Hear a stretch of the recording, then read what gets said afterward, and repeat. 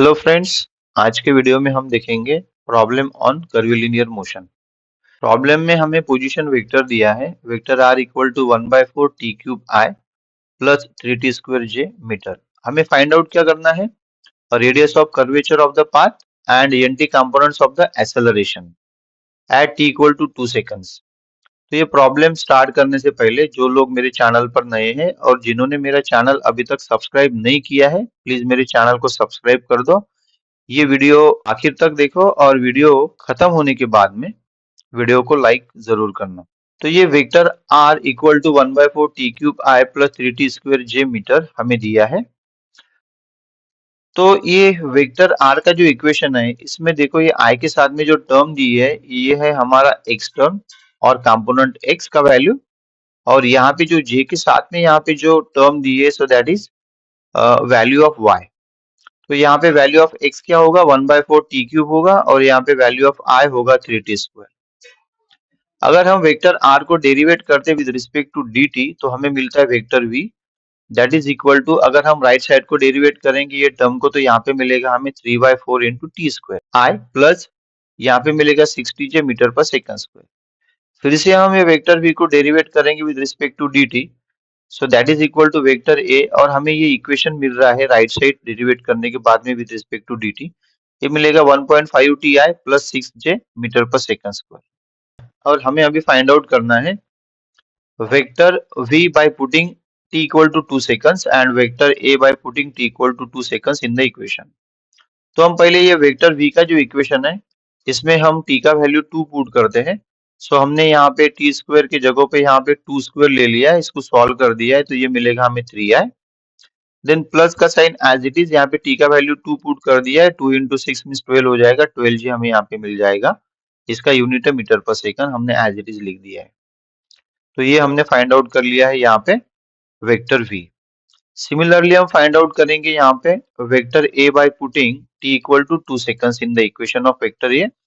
तो यहाँ पे ये 1.5 t का वैल्यू हम पुट करते हैं 2, सो ये हो गया 1.5 into 2 equal to 3, so 3i मिलेगा plus 6j as it is. इसका यूनिट रहेगा metre per second square vector a का। तो हमारे पास में वेक्टर v और वेक्टर a हमने कैलकुलेट किया है। अभी हम फाइंड आउट करेंगे वेलोसिटी। तो वेलोसिटी फाइंड आउट करने के लिए देखो ये वेक्टर v के इक्वेशन में ये i के साथ में जो वैल्यू दी है, सो that is value of vx, और यहाँ पे जो वैल्यू दिया है 12 विद j के साथ में दिस वैल्यू ऑफ vy। तो हम यहाँ पे फाइंड आउट कर सकते हैं velocity. So velocity equal to in under root vx square plus vy square. So vx कितना है यहाँ पे 3 है, मींस 3 का स्क्वायर प्लस vy कितना है यहाँ पे 12 है, 12 का स्क्वायर। तो हम यहाँ पे पुट करेंगे v equal to in under root 3 square plus 12 square. उसको जब सॉल्व करेंगे तो v का वैल्यू मिल जाएगा हमें 12.369 मीटर पर सेकंड। सिमिलरली यहाँ पे जो वेक्टर a का इक्वेशन है, वेक्टर a के इक्वेशन में ये जो 3 दिया है यहाँ पे, ये है ax का वैल्यू, और ये जो 6 दिया है j के साथ में a है ay का वैल्यू। तो अगर हमें एक्सेलरेशन फाइंड आउट करना है तो उसके लिए हमें इक्वेशन दिया है, so a equal to in under root ax square plus ay square. तो यहाँ पे x का वैल्यू 3 है, ay का 6 है, सो ये हो जाएगा a equal to in under root 3 square plus 6 square. तो हमें यहाँ पे मिलेगा after solving a equal to 6.708 metre per second square. तो हमने यहाँ पे v भी फाइंड आउट कर लिया है, a भी फाइंड आउट कर लिया है। अभी हम फाइंड आउट करेंगे radius of curvature. Radius of curvature का इक्वेशन हम ये यूज करेंगे जिसमें rho equal to modulus of v3 divided by ax vy minus vx ay। तो हमें क्यों यूज कर रहे हैं, क्योंकि हमें जो कर्व दिया है वो कर्व का हमें कोई इक्वेशन नहीं दिया है, और relation between x and y components और रिलेशन बिटवीन एक्स वाई नहीं दिया है। तो इस केस में हम क्या करेंगे, ये इक्वेशन को इस तरह से हम सॉल्व करेंगे, और सॉल्व करने के बाद में हमें यहाँ पे देखो क्या क्या मिल रहा है, हमें vy vx मिल जाएगा, ay ax मिल जाएगा। अभी ये vy और vx एंड ay और ax हमें कहाँ से लेना है, तो देखो ये वेक्टर v का इक्वेशन है। वेक्टर v के इक्वेशन में अगर हम चेक करेंगे तो यहाँ पे हमने कुछ t का वैल्यू 2 पुट किया था और इक्वेशन को रीराइट किया था। तो ये रीराइट किया हुआ इक्वेशन हमें यहाँ पे मिल रहा है, देखो ये वेक्टर v का इक्वेशन है। और वेक्टर ए के इक्वेशन में हमने वैल्यू यहाँ पे t का वैल्यू 2 पुट किया था और हमें वेक्टर ए का इक्वेशन इस तरह से मिला था 3i प्लस 6j, ठीक है ना। तो ये पहला टर्म मैंने पहले बोला था आपको कि ये जो 3 है ये vx का वैल्यू है और 12 है यहाँ पे ये vy का वैल्यू है। ये वेक्टर ए के इक्वेशन में जो 3 दिया है ये ax का वैल्यू है और ये 6 दिया है ये ay का वैल्यू है। तो ये वैल्यूज हमें यहाँ से उठा के इक्वेशन में पुट करने हैं और इक्वेशन को सॉल्व करना है। v का वैल्यू हमें पता है, सो that is 12.369 metre per second. तो हम क्या करते हैं, v के जगह पे ये वैल्यू पुट करते हैं, उसका क्यूब लेते हैं क्योंकि यहाँ पे v का क्यूब है।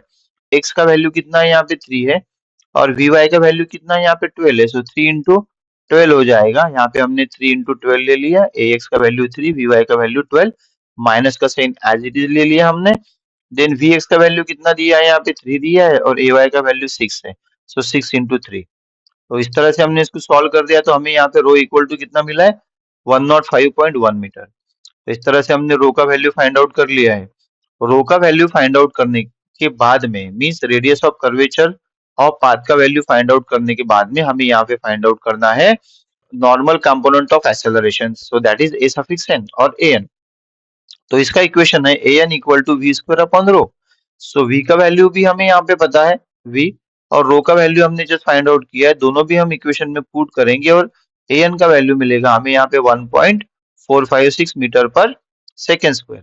तो हमने यहाँ पे एक्सेलरेशन का नॉर्मल कंपोनेंट फाइंड आउट कर लिया है। अभी फाइंड आउट करना है हमें एक्सेलरेशन का टेंजेंशियल कंपोनेंट। तो ये that is at equal to हमने यहाँ पे ले लिया है in under root a square minus an square. अभी ये कैसे आया, तो ये इस तरह से आया है कि हमें मालूम है total acceleration equal to in under root at square plus an square. उसको हमने रीअरेंज कर दिया, इक्वेशन को रीअरेंज करने के बाद में हमें यहाँ पे मिलता है at equal to in under root a square minus an square. तो यहाँ पे a का वैल्यू कितना है, a का वैल्यू देखो यहाँ पे ये हमने फाइंड आउट कर लिया था। a का value, a means total acceleration, so that is 6.708 हमने यहाँ पे रख दिया, उसका स्क्वायर कर दिया है।